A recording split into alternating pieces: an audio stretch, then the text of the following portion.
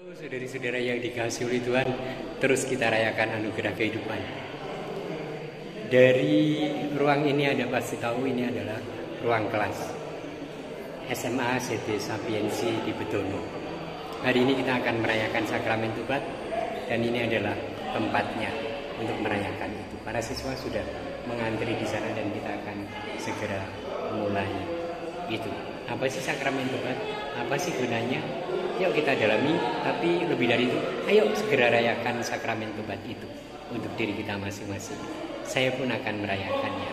Tuhan memberkati.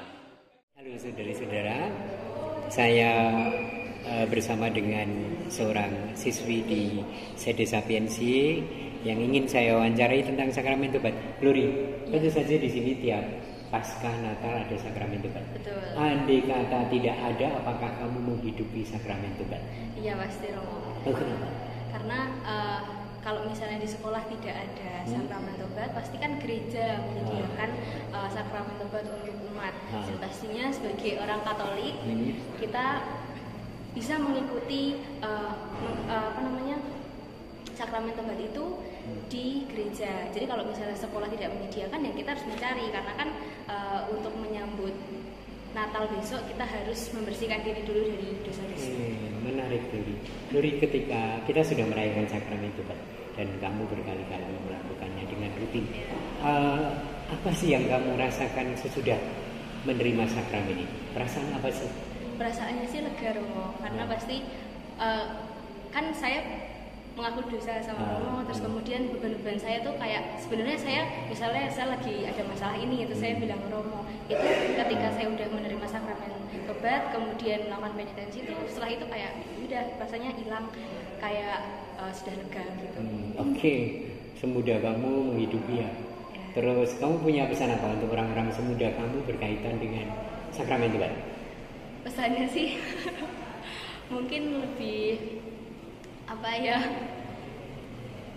Ayo teman-teman, sebagai anak muda kita hidupi sakramen Tobat ini. Kita adalah anak-anak Tuhan yang sudah diciptakan dengan baik apa adanya. Kita harus menjaga apa yang diberi Tuhan sama kita, dan kita tidak akan pernah lepas dari yang namanya dosa. Maka oleh karena itu kita menyesali dosa-dosa kita dan bisa berbuat lebih baik ke sesama dan juga alam ciptaan. Gitu. Oke, Glory, terima kasih ya, untuk kesempatan ini. Itu Glory, CD Sapiensi Betono. Saudara-saudara, bukan hanya anak-anak remaja atau anak kecil yang kalau mau mengaku dosa itu ya persiapannya deg-degan, dak-dikduk. Bahkan saya pun karena harus menyatakan pertobatan, penyesalan, dan berjanji untuk tidak mengulangi. Tetapi juga artinya saya menceritakan keburukan saya kepada seorang imam yang lain. Tetapi itu tidak menghalangi kita untuk menyambut rahmat Tuhan, karena ini adalah sakramen. Sakramen itu adalah hal yang penting, 7 sakramen yang ditetapkan oleh gereja sepanjang sejarahnya. Maka di satu sisi saya rindu untuk menerima, di sisi lain juga aduh, sakramen Tobat sih gitu. Tapi gak apa-apa, lawan saja itu. Dan seringkali Anda berpikir aku sudah lama gak ngaku dosa. Gak apa-apa. Ada yang mengatakan saya 15 tahun, saya 23 tahun tidak mengaku dosa, saya 46 tahun tidak mengaku dosa. Membuat Anda malu? Malu pun gak apa-apa. Tetapi Allah kita adalah Allah yang pengampun. Justru rahmat besar digelontorkan karena selama ini kita tidak rutin merayakan itu. Maka siapapun Anda, status apapun, keadaan apapun, yuk ketika ada kesempatan merayakan sakramen Tobat, rayakan. Saya tidak tahu lagi caranya mengaku dosa, itu juga tidak apa-apa, ya kan? Rumusan itu sekunder. Yang paling penting menghadap dan ada rasa penyesalan dan ingin memperbarui hidup, dan katakan itu dalam perayaan sakramen Tobat. Anda sudah merayakan sakramen Tobat belum? Sudah mau Natal loh. Yuk kita rayakan, cari Romo dimanapun Anda berada. Tuhan memberkati Anda dan keluarga. Saya masih ada di Sedes sesudah sakramen Tobat dengan anak-anak, dan saya menunggu Romo untuk meminta supaya saya boleh mengaku dosa. Gitu kira-kira. Ciao. Dari bajunya namanya Roselina Alisa. Alisa, kamu orang mana? Saya orang Kuningan, Jawa Barat, Cibubur. Kamu orang Sunda atau orang Jawa? Iya, orang Sunda saya. Wow. Romo tahu Gunung Ciremai? Tahu, aku udah pernah ke ke Kuningan, Saya ke tinggal di Cibubur. kaki gunung ya kebetulan. Ya, ada susteran, Ursulin, ada apa Ya, itu, ya, ya kan? betul. Ya, tahu. Saya tahu. Oke, kamu orang sana ya? Iya. Sangat setuju. Betul. Ya.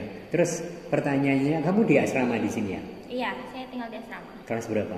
Kelas 10 baru masuk. Oh, baru masuk. Baru. Oke. Sebelum ini nanti akan ada pengakuan dosa rutin setiap Paskah dan Natal. Kamu juga melakukannya di sana? Tentu saja, kan diwajibkan kebetulan di gereja saya. Diwajibkan di mana di gereja? Jadi, Memang di absen?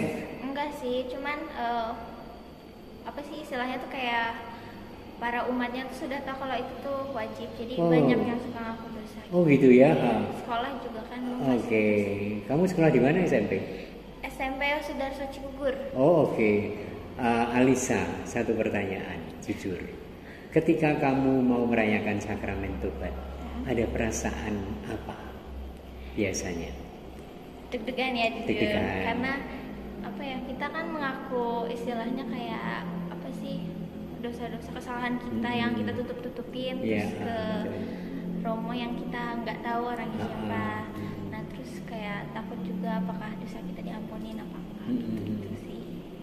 Ya deg-degan ya, ragu-ragu. Betul. Pilih ada pengakuan dosa atau pilih tidak, andai kata? Pilih ada dong. Oh tetap pilih ada ya, kenapa? Pilih ada. Soalnya kalau misalnya ada pengakuan dosa tuh berarti kan kita bisa mengaku dosa kita secara jujur. Nah bisa mengaku dosa kita secara jujur kepada Tuhan dan kita bisa meminta pengampunannya lewat Romo. Ya. Dan dalam gereja Katolik, Alisa, sakramen tobat itu sakramen itu perayaan yang paling tinggi. Betul. Dalam tataran ibadah kita ya.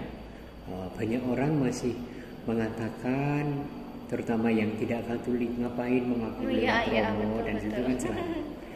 Tetapi tahukah bahwa ini adalah sakramen yang ditinggalkan oleh Tuhan Yesus dan diperintahkan kepada para muridnya di kitab suci, ya kan? Terus itu juga tradisi yang sejak awal mula dilakukan oleh gereja dan sangat bermakna bagi yang menerimanya. Pertanyaan terakhir, Alisa, sesudah menerima sakramen tobat biasanya perasaan apa yang spontan muncul? Tenang dan apa sih, kayak nggak deg-degan lagi. Tenang, terus damai. Soalnya kan dosa-dosanya udah dicurahkan dan diampuni juga. Oke, Alisa, satu lagi. Kamu punya pesan apa untuk anak-anak sebayamu?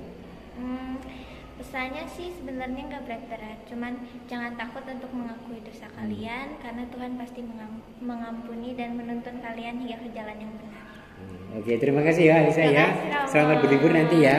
Dah.